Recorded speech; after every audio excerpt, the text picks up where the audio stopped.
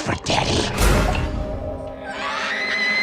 Welcome to Derry is a phenomenon that I believe is one of those shows that come along once in a lifetime, a show that skillfully combines fantasy element and tangible connections to behaviors that are reflected in today's society. This type of storytelling is masterfully done. Welcome to Derry may have those fantasy elements, but it is frighteningly realistic, and its depiction of how people behave when faced with uncomfortable horrors of both who they are internally and the demons they face externally. This series breaks down their behaviors that they do not want to be seen and exposes an uncomfortable truth, a complacency of willful acceptance of evil and its consequences as the norm. Welcome to Derry is that story. It appears to be a family-friendly, wholesome town from a distance, but just like Pennywise, who wears makeup to disguise who he really is underneath that false facade, Derry is the exact same way. It wears its fake wholesomeness like a Disney backlot film, but when you peek behind the veneer, not only is it putrid and rotten underneath, we also find out that they gleefully enable the horrifying town's events. These things coexist together. In Derry, it's a feeding trough of birth and death. They have grown numb to the pain of these truths, producing in them nihilistic behavior, callousness, indifference, cruelty, apathy, and of course rage, all hidden behind a manufactured smile of small-town values. You see, just like Pennywise, the people in Derry put on many different masks to hide what they are underneath. They put on the friendly face of the butcher, who vacantly stares as a young boy is almost beaten to death in the middle of the street, in broad daylight, and callously, States boys will be boys. In other words, let it be. This is the status quo. The butcher is not alone in his mindset. As you can see, it affects everyone in the town. It's true that Pennywise has some control over the town and some of the people, but it is also true that it is not absolute, which means there is a part in them where they can choose to be what they want to be, to listen to the inner voice that says maybe I shouldn't let this happen, but it's far more comfortable conforming their inner thoughts to the apathy of the butcher, where he states boys will be boys. You see, Derry is a perfect fictional depiction of a mirror reflection of what you see happening in America now, the reality we hide from, that we're living in. It's quite funny when you hear people say, oh, this is just fiction, or oh, we will never be like that in reality. But that's a false truth we say to ourselves, to comfort ourselves from the horrors of the brutal truth we bury underneath the daily grind of living. But this is exactly what's playing out.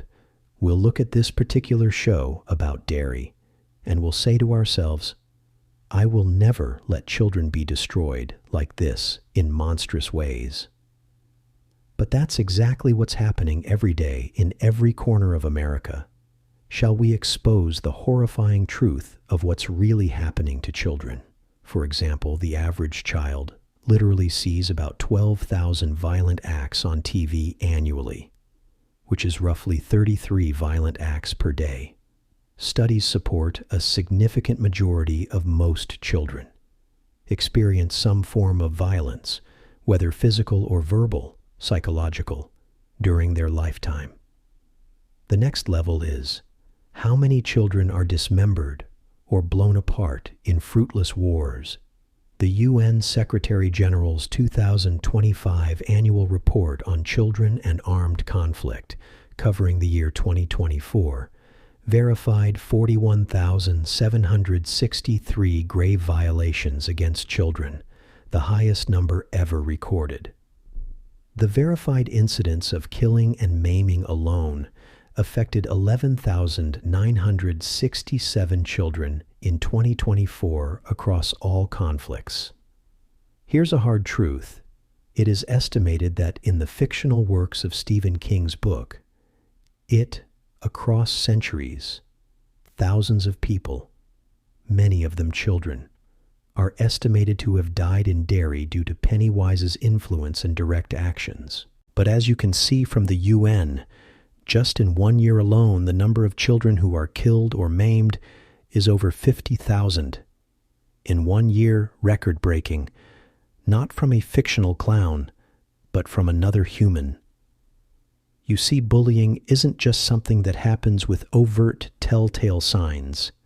Violence and bullying, coercion, intimidation, or even physical violence in some way children are facing every day, and that's most of them. The people looking at this show and the bullies chasing down a boy in the streets of Derry, beating the crap out of him. They say to themselves, "Oh, how could that happen? Why are people letting that happen?" They are selectively partitioning themselves off from the reality of what's happening to children in the real world, because studies verify that most children, if not all, have experienced some sort of violence acts. Think about what that means behind the happy face of shopping or eating out at Chick-fil-A or Starbucks. The sad truth is a majority of children, most of them, have experienced a form of violence, physical and verbal. But yet, just like in Derry, it's amazing how that fact is overlooked or ignored. Of course, since this fact is true, there's more to it. Statistics show that roughly 1 in 5 American students in grades 6 to 12 have reported being bullied at some point, with the prevalence higher in middle school and among girls. This is reality. Yes, Derry may be a fictional depiction of a town, but in reality, the same bullying techniques that we saw from that boy is happening on a regular basis to a majority of children in the world we live in now.